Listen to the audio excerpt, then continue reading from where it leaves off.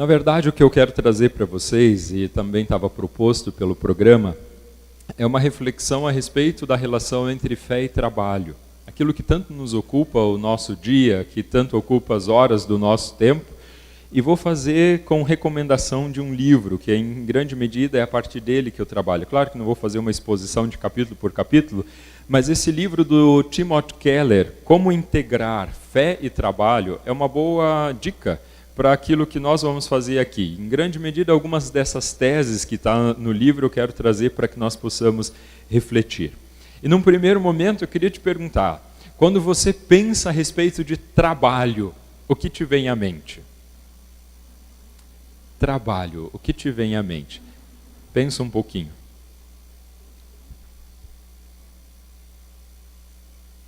Para me organizar, quanto tempo eu tenho, Daniel? Até que horas? Ok, até então um pouquinho antes das 5. Pensou trabalho, o que te vem à mente? Levanta a mão aí e diz alguma coisa. Assim, pensou trabalho, veio o que à mente? Obrigação. Subsistência. Realização. Responsabilidade. Comprometimento. Servir. Identidade. Isso? Dinheiro. Que bom quando dá dinheiro, né? Mais o quê? Ocupação profissional. Mais o quê? Pensou trabalho, que vem à mente? Ah, Daniel, obrigado. Nada melhor do que uma boa organização. Isso é especial. Trabalho. Mais o quê?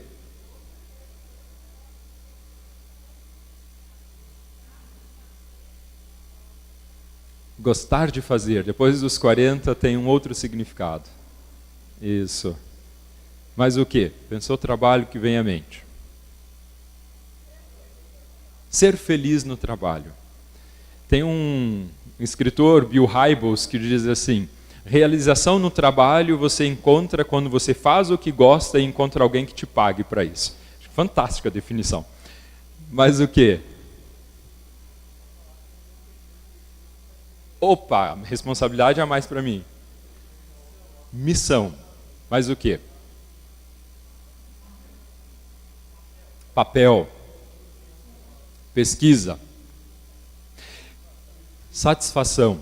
Quando nós pensamos em trabalho, muitas coisas nos vêm à mente. E quem sabe uma delas tem a ver também com aquilo que é a origem da palavra trabalho. Eu, na minha área de pesquisa, na teologia, como professor de Bíblia, minha função é olhar para as palavras e descobrir de onde elas vêm. Eu gosto muito, tenho uma satisfação nisso de olhar de onde vêm algumas das nossas palavras. Muitas delas têm uma origem bem clara do latim ou do grego.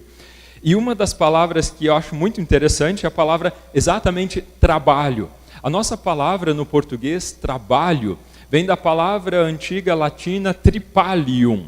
O tripalium era um poste onde os escravos eram amarrados e castigados quando não cumpriam a sua função. E dessa palavra tripalium veio a nossa palavra trabalho. Em grande medida, por muito tempo, a palavra trabalho, nas línguas antigas, ela tinha mais o sentido do que nós temos também uma palavra em português que se chama labor. Lavor, daí vem a palavra lavoura, por exemplo. Existia uma diferença bem clara, então, entre a visão, a ideia do tripalium, do trabalho, que na verdade é entendido como castigo, e do labor, do lavor, do trabalhar na lavoura, né, no sentido mais ainda rural, onde tem a ver com produzir, com fazer, com cultivar algo.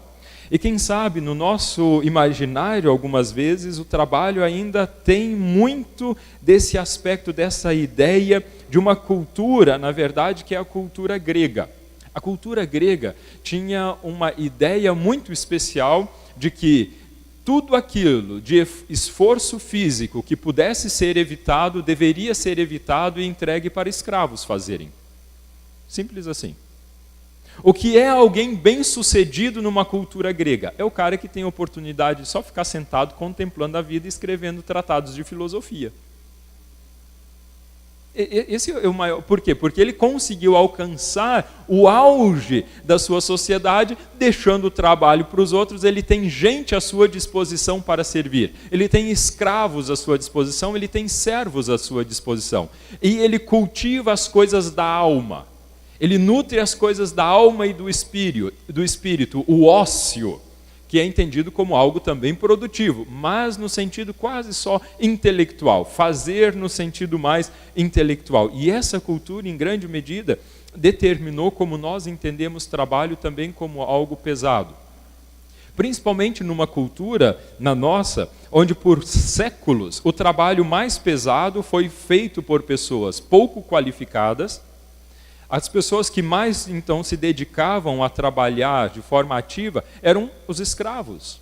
Durante séculos no Brasil, as pessoas que tinham oportunidade de ter escravos, as colocavam para trabalhar para que não precisassem trabalhar.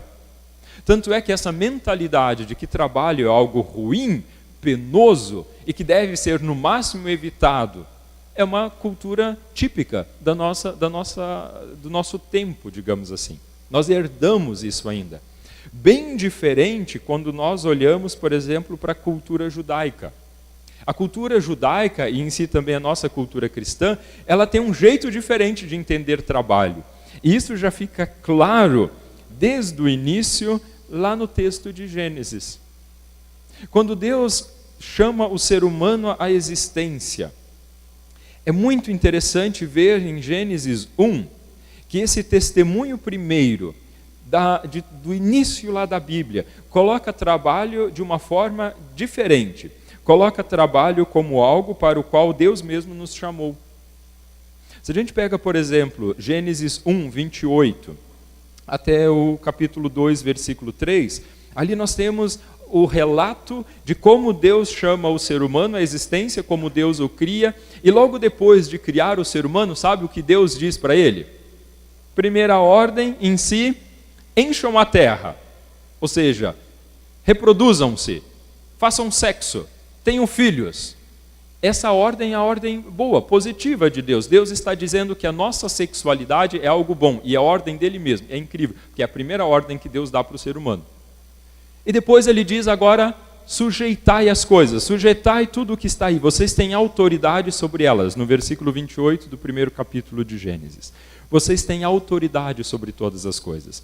Gente, isso está sendo narrado num contexto ainda, no qual Deus tinha criado o jardim, aquela perfeição, e daí coloca o ser humano no meio dele para fazer o quê? Trabalhar e cuidar, cultivar. No sentido primeiro de trabalho, de labor, tem a ver com algo que Deus mesmo nos chamou a fazer. É uma tarefa, é um jeito de olhar as coisas ao nosso redor dentro daquilo que Deus criou e nos colocou à disposição para cuidar, para trabalhar. De alguma forma, cada um de nós, ser humano, está dentro desse propósito de Deus de olhar para tudo aquilo que Ele nos colocou à disposição para administrar. Cada um de nós, de alguma forma, tem uma pequena parcela de contribuição para cuidar daquilo que Deus criou. E de forma generosa, Deus nos capacita para então trabalhar, administrar, com os dons diversos que nós temos. Alguns de falar, outros de agir, alguns de orar, outros de empreender, e assim por diante. De forma concreta ou não tão concreta, Deus dotou cada pessoa, não apenas os cristãos, cada pessoa desse mundo com a capacidade de participar de forma ativa na sua criação. Isso é o que nós chamamos então de mandato cultural, de cultivar, de produzir, de fazer algo. E agora, mais na experiência pessoal, eu tenho a impressão de que existem dois grupos de pessoas que dão muito trabalho normalmente na igreja. Aquelas pessoas que têm uma relação estranha, confusa com o trabalho, e que são dominadas pelo trabalho, e aquelas pessoas que não conseguem encontrar algo para fazer, para produzir, para empreender. E esses dois grupos de pessoas confusos geram uma confusão ao seu redor. Tanto as pessoas que são escravas do trabalho dão um problema na comunidade, e na vida, não só na comunidade, eu penso no sentido de relacionamentos, não igreja em si, no relacionamento com pessoas, a dificuldade que elas têm para lidar com outras situações. Quanto aquelas que têm a mente vazia, porque mente vazia, de fato, é a oficina do diabo. Nessa categoria, tirando essas categorias, que daí nós precisamos, então, e espero a gente conseguir chegar lá para poder lidar um pouco com essas questões, tirando essas categorias, nós estamos dentro daquilo que Deus nos chama a vivenciar como mandato cultural, de produzir algo. Assim também em Gênesis 2, capítulo 2, versículo 15, ali nós temos de novo essa mesma palavra. Tomou, pois, o Senhor Deus ao homem e o colocou no jardim do Éden, para o cultivar e o guardar. Cultivar, produzir. Fazer com que de barro surgissem tijolos. Com que de madeira surgisse telhado. Com que a nossa criatividade fizesse essa maravilha de eu não precisar gritar para vocês me ouvirem, mas nós termos microfone. Tudo isso que nós fazemos e que produz, que gera qualidade, que gera valor naquilo que está à nossa disposição de forma natural, é do interesse e do propósito de Deus. Era do interesse dele que aquilo que nos é colocado à disposição seja usado de forma criativa para promover aquilo que ele mesmo criou. Isso é muito especial quando nós nos entendemos dentro dessa forma do querer e do agir de Deus a partir do mandato cultural.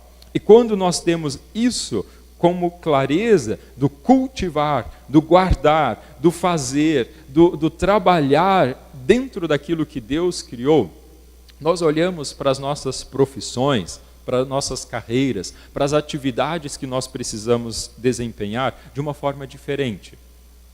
Por um motivo claro, porque aquilo que nós estamos fazendo, então, está dentro de um propósito maior. É a minha parcela de labor dentro do reino de Deus. Dentro daquilo que Ele quer que seja administrado. Deus vai fazer isso através de todas as pessoas da humanidade, porque esse é o testemunho bíblico, desde o início Deus quer que todas as pessoas tenham isso. Para aquelas pessoas que são cristãs, discípulas de Jesus, isso vem à consciência de que aquilo que elas estão fazendo não tem um fim em si mesmo, mas está dentro de um propósito maior de Deus, que é cuidar da criação dele. Então, médicos não precisam ser pessoas cristãs para estarem atuando conforme Deus mesmo quer, cuidando de vidas. Engenheiros não precisam ser pessoas cristãs, mas quando se dedicam a um trabalho, quando se dedicam a um projeto, estão fazendo exatamente a mesma coisa. Assim a enfermeira, assim um advogado, assim uma professora, assim uma dona de casa, assim um pai, assim uma mãe. Estão se envolvendo no trabalho que Deus mesmo chamou para que elas fizessem. A diferença é que pessoas que estão dentro de uma cultura judaico-cristã, principalmente os discípulos de Jesus, olham para aquilo que fazem e começam então a perceber que há um sentido e um propósito maior dentro da sua carreira, dentro daquilo que Deus colocou à disposição para administrar. E isso lhes dá satisfação, realização, prazer e dá vontade de fazer mais, porque entendem que aquilo que estão fazendo está levando o reino de Deus adiante, não apenas em palavras, mas sim evangelizando através de atitudes concretas do dia a dia. Até aqui, tem alguma coisa que vocês querem perguntar? De vez em quando eu falo muito rápido e difícil acompanhar o raciocínio. Espero que não seja tão complicado. Mas tem alguma coisa que ficou em dúvida que vocês querem perguntar até aqui? O Daniel vai estar à disposição, o pastor Daniel vai estar à disposição de levar o microfone para que vocês possam falar. Até aqui, dentro daquilo que foi exposto, você tem alguma coisa que quer compartilhar ou perguntar, se há dúvidas ou se há alguma pergunta.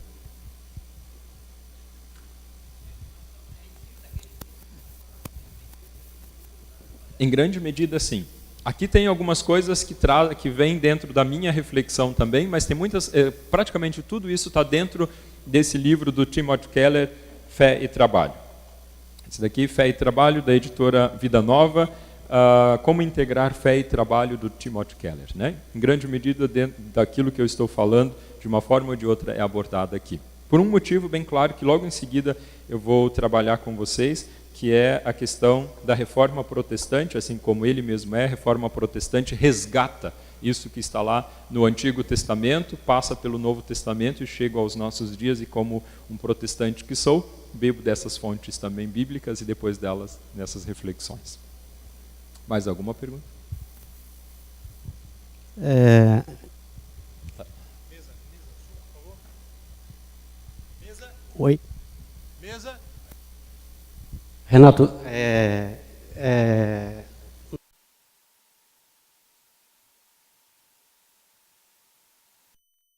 dividido em vários processos, né? E a divisão do trabalho que a gente fala.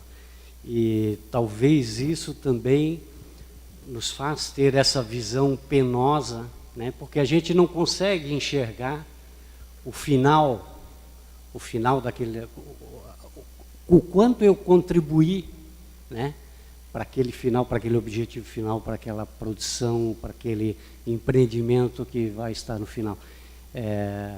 Talvez por isso ainda nós tenhamos essa visão tão forte em cima da palavra trabalho ou da origem, né? Porque é como aquele filme do Charlie Chaplin lá, que ele aperta um parafuso, né? E ele não consegue ver o final da produção, né? O negócio é apertar parafuso, então... De fato, tem a ver com os conceitos. Eu estou trazendo aqui esse conceito bíblico exatamente para resgatar a dignidade do trabalho e as funções diversas. E eu entendo que trabalho tem a ver não só apenas com carreira, com algo que eu faço ou algo que eu produzo. Trabalho no sentido bíblico de cuidar daquilo que Deus colocou à disposição. Tanto uma pessoa que passa a vida toda cuidando da casa, cuidando dos seus filhos, é tão digna na sua função quanto qualquer médico ou advogado. Aquela pessoa que recolhe o lixo da minha porta é tão digna na função que exerce quanto qualquer pastor ou missionário. Esse conceito, que depois eu vou tentar trabalhar um pouquinho, dando um passo adiante, mostra que mesmo nessa estratificação das carreiras e das profissões, quando nós olhamos para esse conceito lá do início, todas as profissões são dignas. Isso é uma redescoberta muito grande da própria reforma, onde o próprio Lutero cunha uma palavra que não existia na sua época, que é Beruf, que tem a ver com Berufung, que é vocação. Toda profissão é uma vocação. E vocação vem daquele que chama, vocare, chamar. E aquele que chama é aquele que diz, meu jardim está à disposição para você cuidar. E você tem uma função específica nesse jardim. Seja cuidar dos filhos, seja cuidar da casa, seja cuidar do teu marido, dos pacientes no hospital, daqueles que estão sendo acusados injustamente e assim por diante. Essa é a função dentro do reino de Deus. Por isso, então, tento resgatar o conceito, que é muito bem desenvolvido dentro do livro aqui, o conceito saudável de trabalho. A partir dele, então, depois quando nós olhamos para as nossas atividades concretas, a gente consegue se perceber dentro do propósito de Deus, ou não. Algumas vezes desempenhamos carreiras e profissões que, por fim, não são aquilo necessariamente que parece nos satisfazer ou nos dar sentido de vida. Daí é um outro capítulo que a gente precisa daí pensar. Mais alguma pergunta?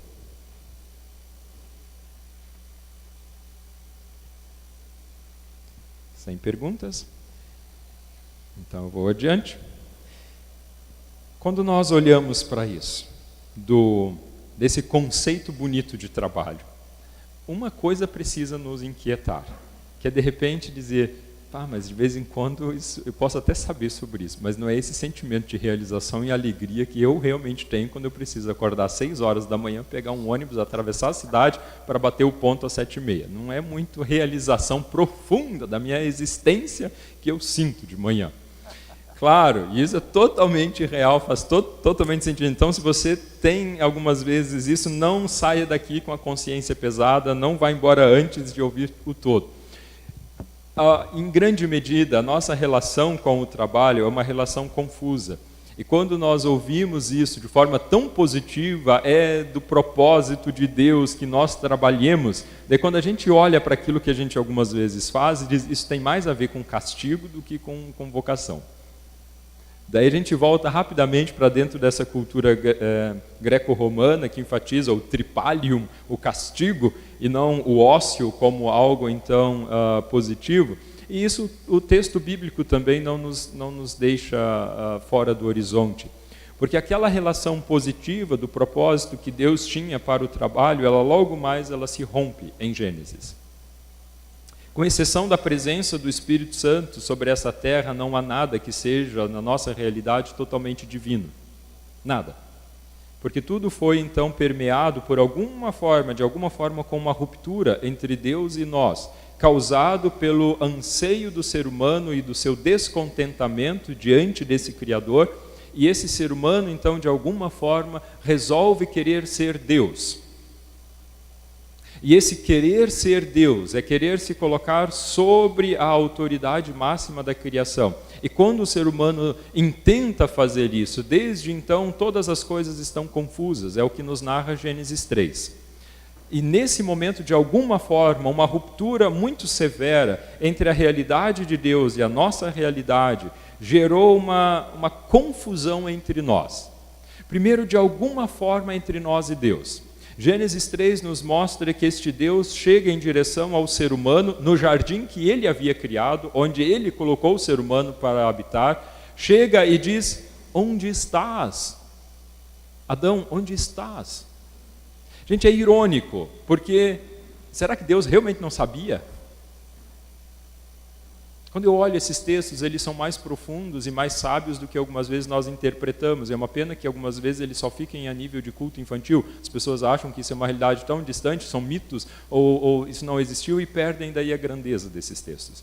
Esse texto mostra um Deus que, mesmo vendo que alguma coisa ali havia acontecido, ele sabia o que aconteceu, o ser humano quis ser Deus e rompeu o seu relacionamento com Deus. Deus se achega a esse ser humano e diz, onde você está? O que aconteceu? Você percebe, Deus está dando uma oportunidade para o ser humano. Ele tem plena noção do que aconteceu, uma ruptura catastrófica desde então. E o texto bíblico diz que Deus não chega com o dedo em riste dizendo, pecadores, vocês descumpriram uma ordem minha. Não é isso que Deus faz. Deus chega e diz, onde você está? Como está a sua vida? O que aconteceu com você? Que confusão é essa que você gerou? O que aconteceu? Em que momento? O que aconteceu aí com você? E daí nesse momento o ser humano não consegue se voltar a Deus dizendo, errei. Ele diz, a mulher que tu me deu. Ou seja, o rompimento com Deus gerou um rompimento entre as relações horizontais e verticais. Meu relacionamento com Deus rompido ameaça e afeta os meus relacionamentos horizontais. Quando Deus chega cheio de amor, graça e misericórdia diante do ser humano, dizendo, diz o que aconteceu. O ser humano diz, a culpa é tua e dela também. A responsabilidade para o outro. E depois disso, então, a terceira consequência que Gênesis 3 nos mostra é que esse rompimento com Deus, afetando as relações então horizontais no nosso relacionamento com quem é mais próximo, gerou também uma confusão na forma como nós lidamos com o restante da criação de Deus. Gênesis 3 nos mostra que essa criação de Deus nos será hostil e nós seremos hostis a ela. Ela produzirá cardos e abrolhos, ou seja, algo que nos machuca. E não é necessário ir muito longe para poder perceber que a forma como nós lidamos com a natureza, ela é muito ruim. Muito ruim. A forma como nós exploramos e subjugamos a boa criação de Deus é muito ruim. A forma como nós descartamos lixos, a forma como nós lidamos com os recursos que estão à disposição é muito ruim. E essa natureza, da mesma forma, é muito cruel conosco. Na forma como nós lidamos com ela, construindo onde barrancos desabam, onde rios sobem, por consequência dos nossos próprios atos, com as tsunamis que afetam, com as enchentes que chegam, é exatamente isso que Gênesis 3 está nos mostrando. Uma ruptura no relacionamento com Deus, gera uma ruptura entre nós, que afeta também a nossa relação com o restante da criação. Essa é a sabedoria que está na base de Gênesis 3, quando narra a respeito daquilo que nós chamamos de queda de pecado. Quando isso acontece, a nossa boa relação com o trabalho, que está dentro dessa cosmovisão, quem esteve aqui antes ouviu, dentro dessa cosmovisão do jeito de entender o todo da criação de Deus e do propósito de Deus, também a nossa relação com o trabalho, e agora fazendo um recorte, porque é isso que nos importa dentro do todo, também foi afetada. E a relação que nós temos com o trabalho também foi afetada pelo pecado. A forma como nós olhamos para aquilo que nós fazemos também foi afetado. E nem todos nós, e nem o tempo todo, nós teremos essa consciência de profunda realização do que nós fazemos. Eu preciso dizer para vocês que nem eu como pastor. Porque algumas vezes, depois de acordar às 6 da manhã, ter o primeiro compromisso às 6:30 e conseguir deitar quase meia-noite, não tem muito prazer nisso. Também há peso, a canseira, a fadiga, a enfado. Como em todas as outras profissões, porque a nossa forma de nos relacionar com o trabalho foi afetada. Ela se tornou um fardo para nós e nós vamos ficando confusos quanto ao seu sentido original, porque também na forma como nós lidamos com o nosso trabalho, nós incorremos no risco de não lidar com ele mais de forma saudável. Algumas vezes é apenas para ganhar dinheiro e manter um certo padrão de vida. E nós passamos 30 anos, e segundo a reforma da Previdência, talvez 70, 80, trabalhando, até conseguir então nos livrar desse negócio, com uma diminuição considerável do poder aquisitivo, tendo economizado alguma coisa, nos sobra algo. Essa é uma relação confusa. É uma relação que não nos dá satisfação. Porque em si o sentido e o propósito é de alguma forma a manutenção da vida, é a aposentadoria para então desfrutar dos dias que nos restam. Isso não é o propósito original daquilo que nós temos para o trabalho. E Gênesis 3, esse texto tão antigo quanto antiga é a cultura de registrar por escrito alguma coisa.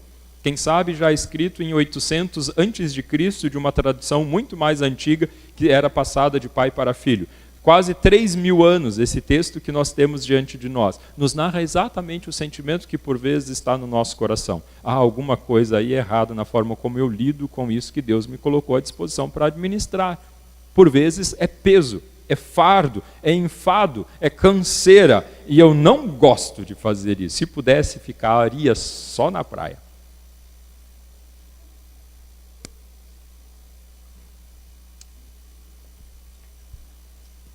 A questão é que depois de um tempo, não sei vocês, mas eu depois de um tempo, eu sou bastante ativo, estou sempre fazendo coisas, depois de um tempo na praia também fico entediado. Depois de um tempo sem fazer nada, aquilo começa a me incomodar. Lígia e eu tivemos na praia por uma semana e depois de um dia eu falei assim, daí eu desligo, quando eu estou de férias, eu realmente estou de férias, eu desligo o computador, desligo o WhatsApp, não tenho acesso à internet, fico isolado. Depois de um dia, tinha acordado, nós tínhamos feito devocional, nós tínhamos lido, nós tínhamos ido à praia, nós tínhamos ido caminhar. Quando eu olhei para o relógio, era 11h30. Eu falei, meu Deus, da onde surgiu tanto tempo? Assim, fantástico e assustador, para ter uma noção do quanto nós nos ocupamos com algumas coisas. E daí quando a gente está parado, daí a gente fica meio confuso também. E algumas vezes quando a gente fica parado por demais, isso mostra também que não está no nosso coração lá no início de todas as coisas, o só ficar à toa. Nós precisamos, de alguma forma, transformar os nossos dias em algo produtivo e, mais ainda, que produza algo mais para os outros do que para nós, porque não há realização maior do que conseguir colocar sorrisos nos lábios e colocar sentido na vida de outras pessoas. Nós não encontraremos sentido nos nossos dias olhando apenas para nós e o que nós produzimos para nós mesmos. Porque é propósito de Deus que cuidemos do jardim dele, e quando cuidamos de um jardim, não cuidamos apenas para nós mesmos. Mas essa relação, por vezes, ficou confusa. Até aqui, nós demos um passo adiante. Perguntas, questionamentos, dúvidas, inquietações. Você não precisa apenas concordar comigo, você pode discordar também. Deus tem trabalhado na minha autoestima.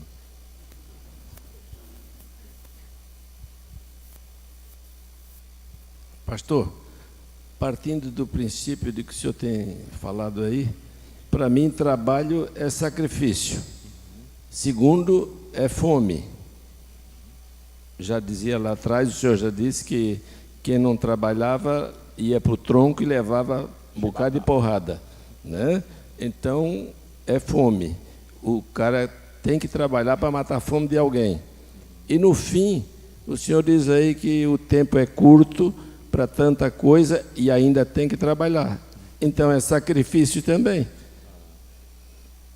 E no fim, se não tiver sacrifício, também não aposenta e fica pior no final de tudo.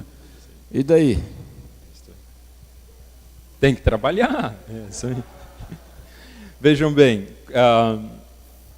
que há necessidade de trabalho, ou quando não do trabalho, mas que alguém nos supra as necessidades, isso de fato. A ênfase aqui que eu quero colocar para vocês é: precisamos sim trabalhar, e nos faz bem. E trabalho aqui não tem apenas a ver com bater ponto, ter carteira assinada. Trabalho tem a ver com tudo aquilo que envolve a vida e nós cultivamos. Tanto é que essa ênfase também de pessoas que optam, ou algumas vezes não apenas por terem optado, em cuidar de outras pessoas, dos seus filhos ou da casa, é algo tão digno também quanto qualquer outra profissão. Ou seja, de alguma forma nós vamos estar envolvidos em algo produtivo. E é necessário sim. E exatamente essa ênfase que eu quero dar, dizendo: cada um de nós precisa trabalhar. Cada um de nós precisa encontrar algo para fazer. E daí, como um bom protestante, voltando ao sentido bíblico, eu entendo isso como algo positivo na sua origem. É do interesse de Deus, porque nisso nós vamos encontrar também realização. Eu tenho muita dificuldade quando algumas vezes algumas mulheres, principalmente mulheres, com homens acontece menos, quando chegam para mim e dizem: eu desperdicei a minha vida cuidando apenas dos meus filhos. Gente, isso é muito duro. Como assim? Você investiu em vidas. Você usou a sua vida em favor de outras pessoas. Você edificou vidas, você se colocou à disposição de outras pessoas, você cumpriu na sua existência o que era propósito de Deus. Tanto quanto alguém que foi médico, advogado, professor ou pastor a vida inteira. Tanto quanto, porque você também trabalhou. Eu não faço nada, eu só cuido da casa, dos filhos. Como assim? Essa visão de trabalho como tudo aquilo que nos dignifica diante de Deus é algo importante que a gente resgate. E daí nessa consciência de trabalho como algo bom e trabalho que é sim também penoso. Porque gente, cuidar de criança dá trabalho. É verdade. Administrar uma empresa dá trabalho. Ser pastor dá muito trabalho. Dá trabalho. É necessário empenho, é necessário dedicação para fazer algo com excelência, fazer algo bem feito. As coisas não caem do céu. Indiferente se a gente administra uma empresa, se nós nos dedicamos ao ensino como professores, se nós estamos envolvidos no trabalho aí do dia a dia de forma concreta na lavoura, de qualquer forma, sim, há necessidade que nós ocupemos o nosso dia. E quando entendemos, e daí eu dou um passo então adiante, entendemos que somos vocacionados para algo, então nós encontramos maior sentido e paz naquilo que nós fazemos, algumas vezes apesar do salário que temos. E aqui é um ponto bem importante. Não é um salário maior. Razoável para a vida, sim, mas não é um salário cada vez maior que nos dará satisfação na vida. Uma vez perguntaram para Henry Ford, no tempo do auge da sua carreira, depois de montar a empresa, um dos homens mais ricos do seu tempo, perguntaram para ele, seu Henry Ford, quanto dinheiro é necessário para ser feliz? E ele respondeu, talvez vocês sabem, somente um pouquinho mais. Até aqui, perguntas? Questionamentos? Aqui eu tinha uma pergunta antes. Som? Eu queria te perguntar como é que se faz para parar. Faz 7 anos que estou aposentado e continuo trabalhando. Se eu ficar 2 dias em casa, a minha esposa quer que eu saia de novo para trabalhar. A esposa fica louca. Isso eu ouço bastante de esposas e maridos. Que bom quando nós podemos ter o vigor do corpo ainda que produz algo, que faz com que nós estejamos envolvidos em algo. Algumas vezes nós precisamos ter uma forma saudável e saber como produzir algo a partir daquilo que nós ainda temos à disposição. Eu não acho que exista algum momento que nós devamos parar, mas lidar com as coisas de forma saudável, isso sim. Eu lembro do testemunho da esposa do John Amott. A Ruth, ela foi uma grande líder no ministério do pastor John Amott em Novo Hamburgo, onde tudo iniciou a respeito desse movimento de reavivamento que é o movimento Encontrão. Essa mulher hoje, dos seus 80 anos, para cima de 80 anos, está completamente cega. E ela diz, hoje o meu ministério, o meu trabalho é interceder por pessoas. E ela ora incessantemente. Isso também é trabalho. Então essa é a forma como nós algumas vezes precisamos lidar com as coisas. O que é trabalho? O que significa esse labor? O que significa serviço? O que significa servir? O que significa realização? E algumas vezes não é necessário parar, mas é necessário saber equilibrar de forma correta para ter uma vida com sentido e propósito. Opa. Alô? Alô? Opa. Tem uma linha assim de entendimento em relação a pedir para Deus ser bem-sucedido em termos de eficiência em cumprir uma missão e ser bem-sucedido financeiramente. O que se deve pedir para Deus para iluminar o Espírito Santo? Como funcionaria isso assim? E não pedir demais a ponto de, digamos, extrapolar em termos financeiros, mas estaria errado pedir sucesso financeiro também? Não. Segundo Lucas 8, versículos 1 a 3, Jesus tinha homens e mulheres que colocavam seus bens à disposição. E é fantástico perceber ali em Lucas 3 que, inclusive, a mulher do procurador de Herodes era uma das financiadoras do ministério de Jesus. Algumas vezes a gente esquece isso, mas Jesus tinha pessoas à disposição.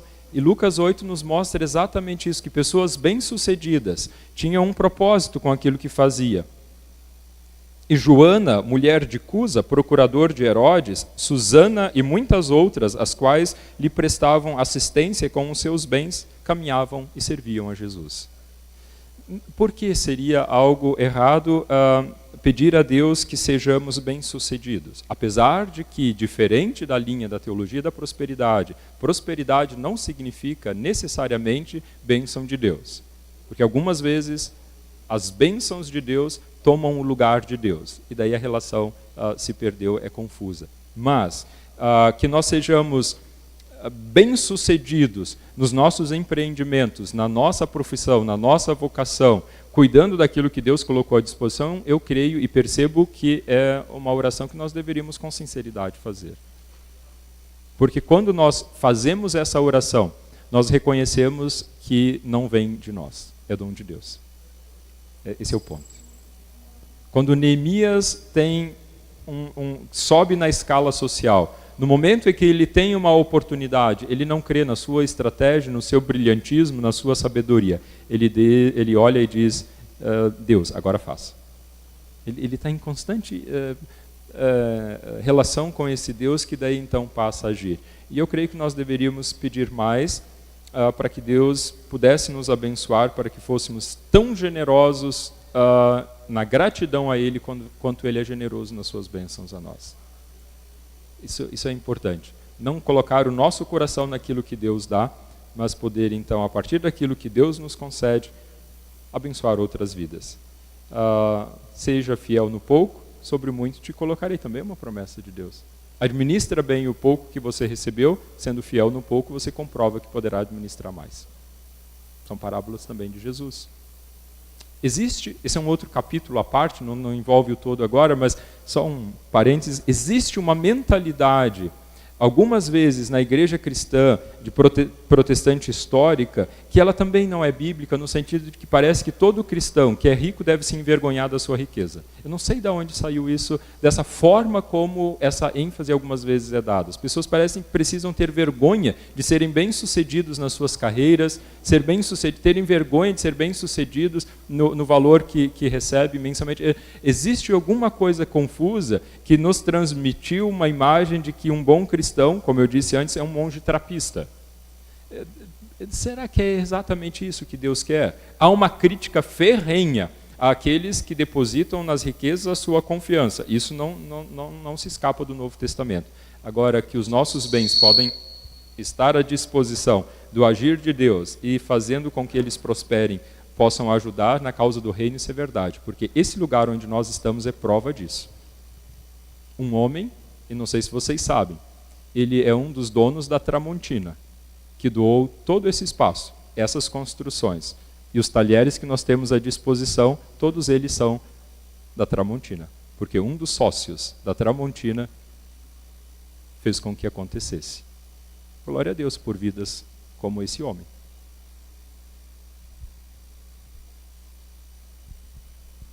Agora eu preciso saber a ordem.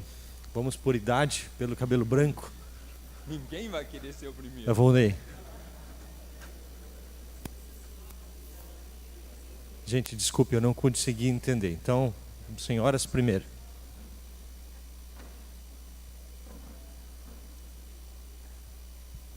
É a questão da aposentadoria. A pessoa que trabalhou a vida inteira com afinco, né, trabalhando, e quando se aposenta, vem aquele sentimento de inutilidade. O que eu faço agora?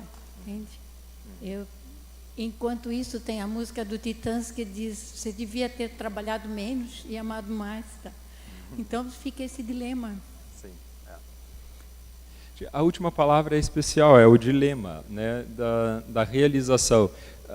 Só que uma profissão, eu vejo uma carreira, não dá por si só satisfação. E é claro, quando chega o momento da aposentadoria, as pessoas precisam se reinventar por vezes. Como ocupar os dias? Como dar sentido e propósito, não apenas naquilo que fazemos. Mas eu vejo muitas pessoas que têm uma vida, uma caminhada bonita com Jesus, experimentam dessas bênçãos e de repente, num certo momento da vida, não conseguem fazer como as flores, que quando perdem aos poucos as suas pétalas, soltam então as suas sementes para garantir a germinação da próxima geração. Pessoas que têm tempo à disposição, pessoas que têm uma caminhada com Jesus e não precisa conhecer tanto quanto um teólogo a Bíblia, algumas vezes até é bom que não conheça, conseguem passar para outras pessoas com maior autoridade e com um coração mais sincero do que qualquer outro pastor e missionário. Conseguem transmitir ao coração de outras pessoas que recém chegaram à fé a singeleza e a confiança melhor do que qualquer pessoa que formula as coisas com tantas palavras complicadas e frases intermináveis. Simplesmente pelo testemunho do que o Senhor fez nas suas vidas. E o que o Senhor fez na minha vida é melhor do que qualquer dúzia de versículos que são citados. Eu vejo que uma das formas especiais de pessoas cristãs que se aposentam conseguirem então se envolver adiante para contribuir com outras vidas, é olhando para pessoas, orando por elas e perguntando: Senhor, através da minha vida, quais pessoas o Senhor quer então edificar no teu reino? Aqui? O policial é uma pessoa mal vista por muitas pessoas da sociedade. Eu me aposentei como policial rodoviário com 37 anos de serviço. Na minha aposentadoria, fui entrevistado por uma repórter do Diário Catarinense. Ela perguntou o que era necessário para ser um bom policial rodoviário. Eu respondi: em primeiro lugar, ser cristão. Segundo, gostar do que faz. E eu me senti realizado nessa profissão porque evitei explosões em acidentes e que pessoas morressem carbonizadas. Salvei vidas. Isso aí. Tem um filme que eu não sei muito bem, acho que em português é 5 pessoas que você vai encontrar no céu. Eu sempre me esqueço o nome desse filme em português. Mas ele tem essa narração da história a partir de um homem que vive a vida toda como um trabalhador da manutenção de um parque de diversões. E ele entende que ele não cumpriu o propósito da sua vida, ele vive a vida inteira descontente. E quando então ele chega no céu, na realidade, então, depois da morte, ele vai revisitando estações da sua vida. Dando spoilers, né? Não vou contar o final do filme, fica a dica para você assistir. Mas no final, então, desse momento de rever a sua vida, ele consegue perceber o sentido e o propósito dos seus dias, para muito além daquilo que ele tinha percebido. Ele só via as coisas concretas que ele tinha feito. E nessa visão, então, a partir da eternidade, todas as coisas ficam bem mais claras e por vezes nós nos surpreenderemos com aquilo que Deus fez através de nós e que nós não tínhamos a menor noção do que estava sendo feito. Para a honra e glória de Deus, porque isso talvez nos orgulharia demais. Para a honra e glória de Deus, Ele tem feito coisas através das pessoas, algumas até não cristãs, tem feito coisas muito especiais, para que então a humanidade inteira seja abençoada. E é muito bom, então, poder depois, na eternidade, junto com Deus, revisitar a nossa vida. Se isso ainda for importante, nem sei se vai ser também lá. Mas eu acredito que em algum momento Deus vai mostrar algumas coisas que nos aconteceram e vai nos mostrar o porquê delas. Nós não sabemos. O importante é que talvez será um para quê e não só o porquê. Dentro dessa questão fé-trabalho, observo no relato de Gênesis, da criação e do descanso. No meu caso, cabelo branco, mas não sou aposentado, quase 59 anos. Preciso trabalhar, graças a Deus, eu trabalho naquilo que gosto. Mas é difícil, às vezes bem suado. Então, dentro desse contexto, eu observo que o descanso é importante. Deus nos chamou ao descanso. Legal. Normalmente, eu tenho dificuldade para dizer não para as pessoas, mas ultimamente parece como se diz aí na gíria, quanto mais eu rezo, mais pessoas vêm me procurar para trabalhar. Mas eu não trabalho antes das 6, ou melhor, depois das 6 da manhã, nem depois das 10 da noite. E pelo menos um dia por semana, eu guardo para fazer qualquer outra coisa, menos trabalhar naquilo que é o meu trabalho. Eu julgo isso importante e tenho visto isso, que Deus tem dado sabedoria para fazer dessa forma. Eu creio que é uma boa forma de a gente poder sentir-se feliz e satisfeito dentro daquilo que Deus nos tem chamado para o nosso trabalho, nossa fé, testemunho e etc. Legal. Bem especial, é um ponto que estava aqui, não sei se a gente chega, então já tematizo agora, que quando Deus cria o ser humano, segundo Gênesis 1, Ele cria todas as coisas e de repente, no finalzinho do 6º dia, no final da criação, Ele cria o ser humano. E daí aquele ser humano ainda cheirando a tinta nova, é convidado a fazer o quê? Descansar. Junto com Deus, que por favor, não é para a gente entender que ele realmente estava cansado, né?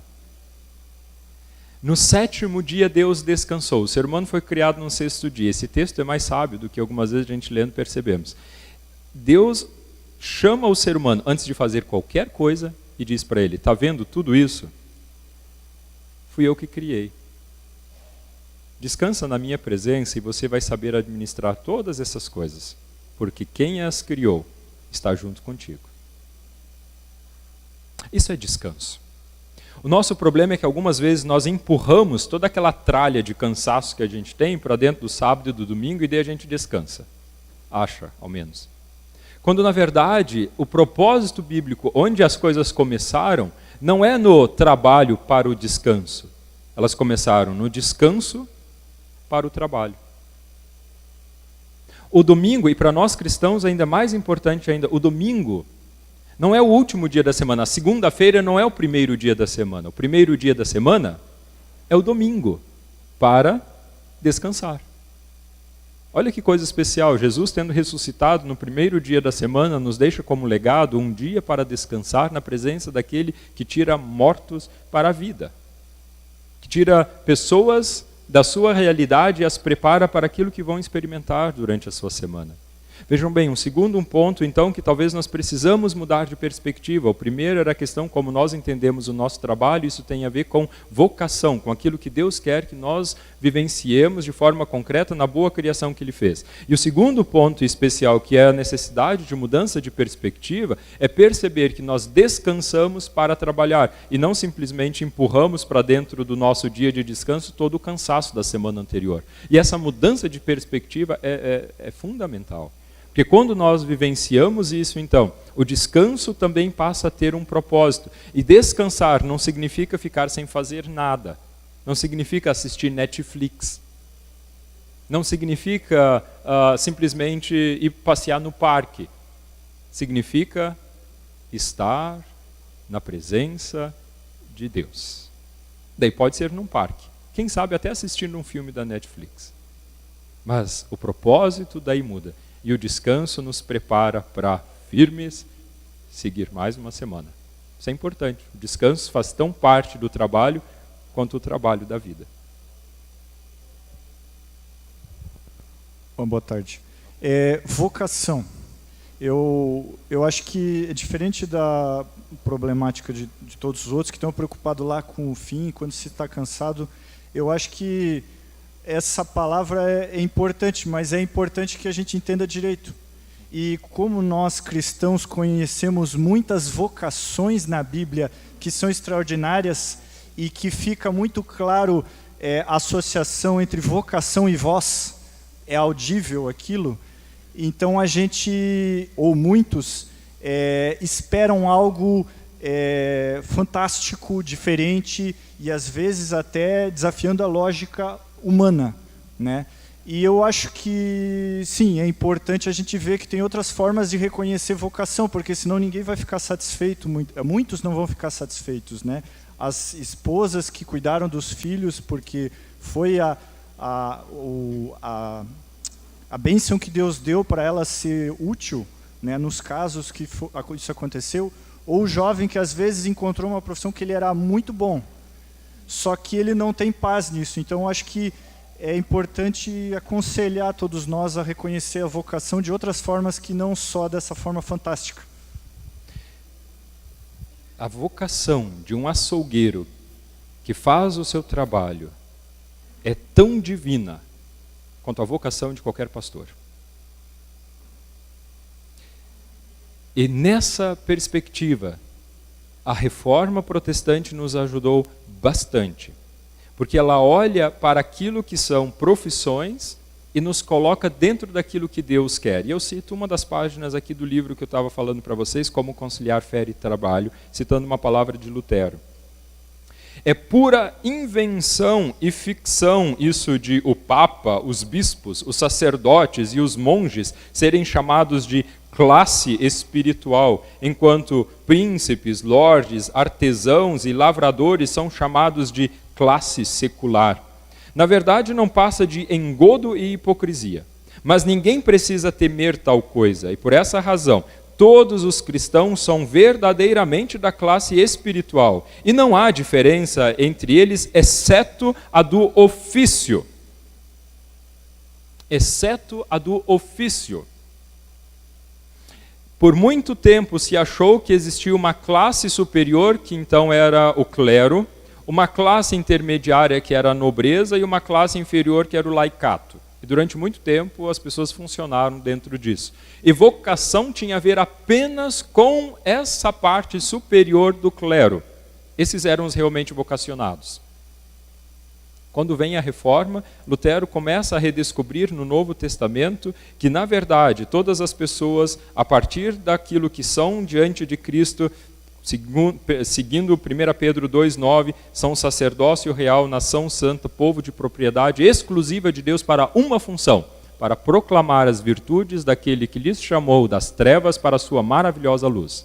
Ou seja, não com uma finalidade em si mesmo, mas com uma função. Cada pessoa cristã é chamada para proclamar as virtudes daquele que as chamou das trevas para a sua maravilhosa luz. E quando nós entendemos isso, a partir dos ofícios, ou seja, das ações que nós desempenhamos, nós então vamos perceber qual é a nossa vocação, a partir das nossas profissões. O missionário, aquele que está diante de Deus e das pessoas, o pastor está ministrando a outras pessoas, para que elas descubram diante de Deus qual é a sua vocação, como elas podem vivenciar a sua vida com Deus. Esse é o ofício do pastor, essa é a vocação do pastor. Assim como os outros também, na sua profissão concreta, vão vivenciar o que é vocação, e não apenas ouvindo a voz de Deus, uma voz audível, mas da forma como Deus, por vezes, vai conduzindo as coisas, nos mostra como Ele está agindo. Eu digo isso também agora por experiência pessoal. Durante muito tempo, eu vim me preparando para fazer medicina. Estava no ensino médio, uma boa caminhada, boas oportunidades para fazer medicina. Daí fiz o vestibular na Universidade Federal do Espírito Santo, de onde sou natural, e fiquei por 8 décimos em medicina. Então pensei, no próximo ano, então, é uma oportunidade, faço mais um pré-vestibular, naquela época o pré-vestibular, é uma boa garantia de que eu, então, consiga. 8 décimos, isso é muito pouco. Deus podia ter dado uma caprichadinha ali, né? Não, não deu.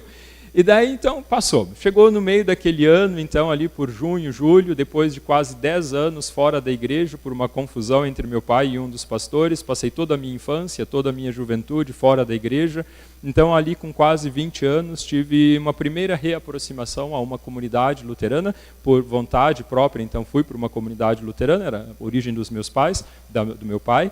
E então ali aquilo começou a mexer comigo. Então no dia 17 de setembro de 2000 eu comprei uma Bíblia e a partir daquele momento ali, com poucos meses, eu tinha lido todo o Novo Testamento e para mim estava claro, vestibular de medicina já não faz parte mais da minha vida. E depois de me inscrever no vestibular da teologia, então disse para os meus pais, eu estou indo para o Rio Grande do Sul estudar teologia. Eles ficaram decepcionados.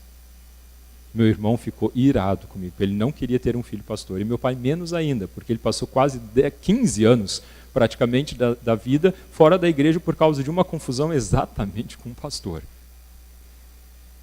Hoje, quando eu olho para essa trajetória e como Deus foi cuidando, eu vejo que ele tinha um propósito com aqueles 8 décimos. E é uma vocação também, tanto quanto aquelas outras pessoas que nas suas profissões vão ministrar a vidas. Deus não me falou de forma audível, mas eu tenho plena convicção de que eu estou fazendo exatamente aquilo que Deus quer que seja feito. De alguma forma, Deus vai deixando isso claro. E é importante nos perguntarmos qual o propósito, então, das nossas profissões, também dentro daquilo que Deus quer realizar. E, por vezes, Ele vai fazer sem que a gente tenha respostas. Por um motivo bem claro, aquilo que Ele quer que seja realizado vai ser. Algumas vezes, até através de pessoas que nem creem nele. É uma dos tópicos do livro também, a graça comum, quando Deus age através das profissões, mesmo através de pessoas que não creem nesse Deus. Nossa, eu fui longe dessa vez, nem sei porque eu entrei nesse negócio. Mais alguém? Eu vou passar a palavra aqui para o senhor que já fez uma pergunta, pediu mais uma vez, mas nesse momento eu já lembro que o nosso tempo está acabando, tá bem? Então talvez essa e mais uma pergunta, ou o palestrante tem que decidir como nós vamos caminhar para o encerramento. Faz essa, daí mais uma aqui, e daí eu encerro. Rapidinho. É assim, ó, eu gostaria de falar pouquinha coisa sobre vocação. Quando eu tinha 17 anos, eu queria ser piloto. Aí dei uma topada num prospecto da Marinha e fui para a Marinha. Fui ser telegrafista da Marinha. Disse, mas um dia eu vou ser piloto. Em 64, na Revolução, queria ser piloto. Aí me proibiram porque estava vetado o acesso de militar nos aeroclubes. Então, não consegui ser piloto. Não é? Agora, eu vejo aí, vou falar um pouquinho aqui sobre as senhoras novas que têm vocação para criar. O senhor falou, né? Eu assino embaixo em tudo que o senhor falou também, e o senhor falou sobre vocação de criar filhos, que tem dom para criar filhos. Eu acrescentaria mais o seguinte, as pessoas que são casadas, as moças que são casadas, que têm filhos, podem ter vocação de criar filhos, mas existe na livraria um prospectozinho do INSS que você paga INSS autônoma. E você vai pagando aquilo lá para ser aposentada um dia. Porque você não vai saber hoje em dia se o seu marido vai ter vocação para segurar você até a aposentadoria. Então, vai tentando segurar, porque lá no fim a coisa é diferente. Entendeu? E é assim. Então, o pastor está certo, mas então, deixa a vocação de lado. Hashtag fica a dica. Isso aí. É importante também a previdência, não tenho dúvida. E daí eu vou encerrar. Em relação ao trabalho, a Bíblia ela nos deixa claro que nada trouxemos a esse mundo e nada vamos levar. Mas, como foi apontado que já no paraíso, Deus colocou o homem para trabalhar e cuidar. Então, sabemos que tudo que nós produzimos aqui, que nós fazemos e fizemos, nada vamos levar, nada. E que são coisas visíveis e passageiras. Por outro lado, uma vida com Deus tem a promessa de que permanece. Então, a minha pergunta seria, por que nós muitas vezes somos tentados a com nosso trabalho, com nossa inteligência, a construir uma segurança para esse mundo, já que tudo é passageiro e nada vamos levar? Como é que nós podemos superar essa tentação de que, com a vocação de trabalho, com a habilidade de trabalho, nós passamos a investir naquilo que permanece? Porque muitas vezes a gente esquece disso, que nós somos passageiros, né? Eu gostaria até de deixar de lado a palavra contribuição e trocar ela por investimento no reino de Deus. Muitas vezes tem pessoas que são tentadas a ver a contribuição na igreja como um mal necessário.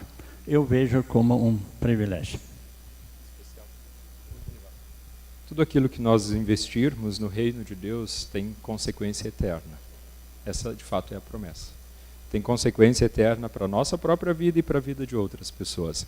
A dificuldade que nós algumas vezes temos com o nosso trabalho é quando ele se torna Deus. E o que significa Deus? Significa aquilo do qual nós esperamos segurança, proteção. Tudo aquilo que domina o nosso coração, que nos promete segurança e proteção, ou que se eu perder, ficarei desesperado, isso significa Deus, exerce autoridade sobre mim. Diferente desse Deus que me liberta para ter uma relação saudável com aquilo que eu administro, com aquilo que eu ganho.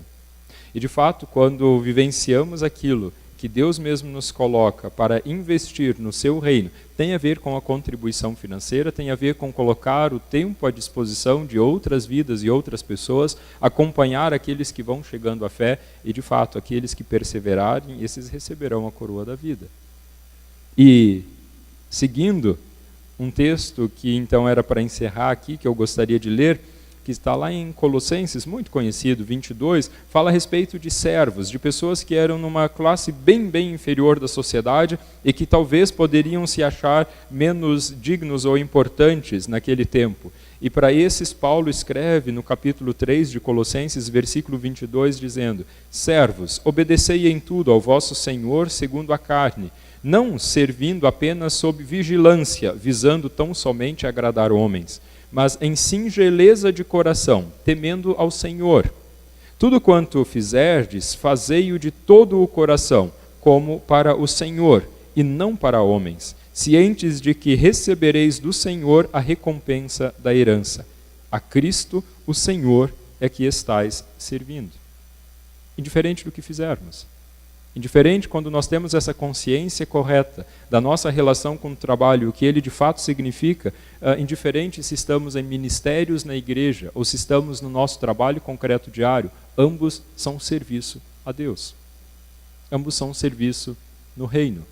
E essa relação ajuda a influenciar todas as áreas da vida, onde aquilo que é o pensamento cristão precisa então perpassar desde a cultura, da forma dela se expressar, um pouco da cosmovisão que a gente viu antes, precisa perpassar a forma como lidamos com pessoas, precisa perpassar a forma como lidamos com as ideologias que estão à nossa volta e a forma também, por vezes, nem um pouco saudável como as pessoas lidam com o trabalho. Esquecendo também que o descanso na presença de Deus é tão importante e algumas vezes faz com que seja até mais produtivo o nosso tempo. Descansar na presença de Deus e trabalhar, então, dentro do propósito que Deus coloca de administrar aquilo que Ele mesmo chamou a existência.